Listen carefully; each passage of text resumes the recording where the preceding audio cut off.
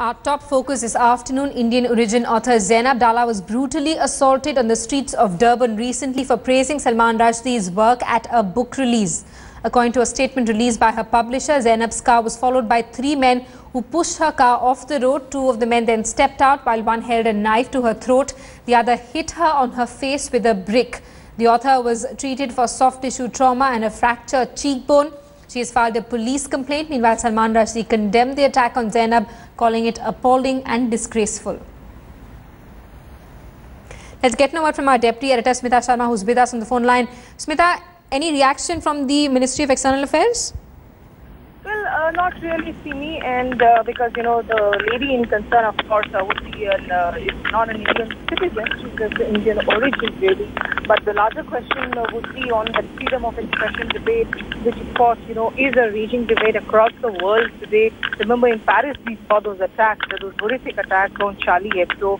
And here, in fact, Zainub Dala believed to have quoted, you know, some excerpts from Salman Rushdie's books, and she is somebody who appreciates the writings of Salman Rushdie and, in fact, Arundhati Roy as well. And it clearly looks, you know, because she is of the opinion that the reason why the brick was thrown at her face, as well as, you know, people really shocked her when she left after the book reading session, when she, you know, put that knife to her throat, was because she was quoting Salman Rushdie.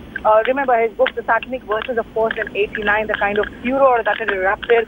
There was that fatwa issued by Ayatollah Khomeini, and, you know, bookshelves that would carry his book. In fact, there used to be that huge outcry and they would be targeted. So clearly, you know, though, of course, Dala did speak back when Salman Rushdie, in fact, tweeted about asking her of her welfare, but she did speak back saying that she's now safe, recovering, grounded with the family.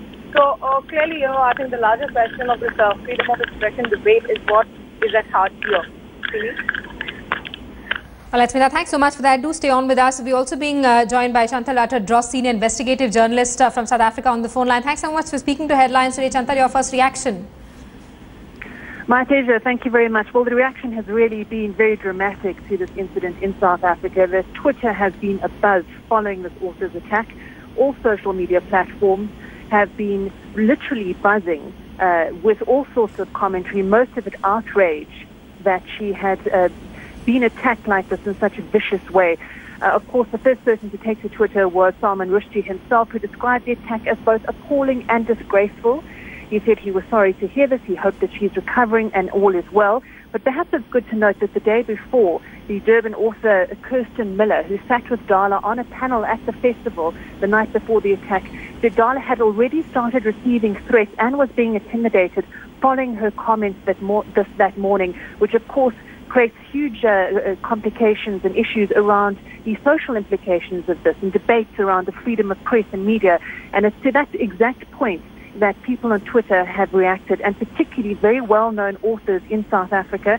The poet and writer Mandla Langa, who's very well-known in South Africa, said he was shocked at what had happened, especially that as he was at the breakfast with Dala on the morning of the attack, he was concerned that there will be a spillover which will affect her family. He said that he was particularly concerned that she had been asked to recant her statement by a radio station, and that, of course, suggests serious implications on the freedom of expression in South Africa, which is a forerunner for freedom of expression around the world. Imran Kuvadia, who heads the University of Cape Town's creative writing program, has also been very vocal. Said the attack was done by people so cowardly that they would never justify it publicly. He said it's one of those things that happened that will be very hard to find someone who will say that it's okay. Absolutely. And of course, many are condemning it as a cowardly attack. But perhaps, if I can just interrupt you briefly there, the most important reaction has come from a social media post by the South African Muslim Network, which unequivocally says it's concerned about the attack and slams the assailants as in serious need of education on Islamic law. Absolutely, the civil society condemning this attack on an Indian origin author. Chantal, also this wasn't a spontaneous reaction, it was a premeditated attack. We do know that a police complaint has been registered. A police complaint has certainly been registered. Unfortunately, Dala said she wasn't able to give very much information to the police, other than the fact that it had happened and the color of the car, and they're really hoping that someone who was walking by or who was in a taxi or who witnessed what happened will come forward and be able to provide some more information. At this point, it seems like a nameless, faceless attack. All right, so faceless attack. Has any security been provided to the author? Any special precautions that are being taken as far as her family's safety is concerned? The author is extremely concerned about her family. Her 2 children have gone to stay with family members. She's worried something could happen to them, that there could be some kind of spillover. She is very resolute that it will not deter her from her writing. She said she won't be deliberately inflammatory, but she will have views that she will support with literature, and she will share those views, as is the right of any writer or someone who wishes to have a discussion about these issues. But she is extremely anxious. She's gone to see a psychologist. She's been given medication to help her calm down, which she is reluctantly taking, she says. It's only now that it's starting to hit her, she says, and that she's having to receive all the treatment for her injuries, and she has very bad injuries along her soft tissue injuries along her hairline and her cheekbone.